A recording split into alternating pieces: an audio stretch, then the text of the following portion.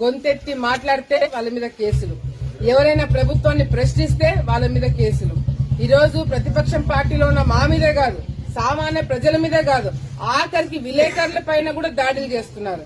ఈనాడు రిపోర్టర్ల మీద మొన్న కర్నూలులో దాడి చేయడం జరిగింది, ఆంధ్రజ్యోతి రిపోర్టర్ల మీద దాడి చేయడం జరిగింది. మొన్నటికి మొన్న ఆలగడ్డలో కూడా ఆంధ్రజ్యోతిలో ఒక ఆర్టికల్ రాసినారని చెప్పి ఆంధ్రజ్యోతి రిపోర్టర్ ని చాలా దారుణంగా మీడియా ప్రెస్ మీట్ పెట్టి మరి ఎమ్మెల్యే తిట్టడం జరిగింది. అంటే ఈ రోజు మీడియా వాళ్ళు కూడా వాళ్ళు చేసే అరాచకాలు రాయకూడదని చెప్పి ఈ రోజు బెదిరించే కార్యక్రమాలు చేస్తున్నారు. అంటే ఇంకా ఈ పరిస్థితి ఎట్లా అయిపోతుందంటే హిట్లర్ పరిపాలన, బ్రిటిష్ పరిపాలన జరగడానికి మళ్ళీ ఇప్పుడు అవకాశం ఈ రోజు వైసీపీ నాయకులు తీసుకొస్తున్నారు.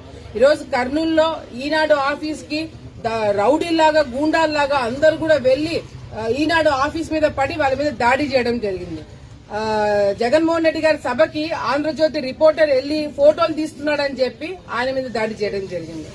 అంటే ఎవరైనా ప్రశ్నించినా, ఎవరైనా గట్టిగా మాట్లాడినా వాళ్ళ మీద కేసులు పెడతారంట, వాళ్ళని జైలుకు పంపిస్తారంట.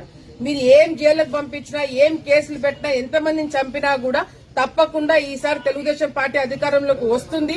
వచ్చిన తర్వాత మీ అందరికి కూడా బుద్ధి చెప్తారని చెప్పి కూడా ఈ సందర్భంగా మేము వైసీపీ నాయకులకి హెచ్చరిస్తున్నాము.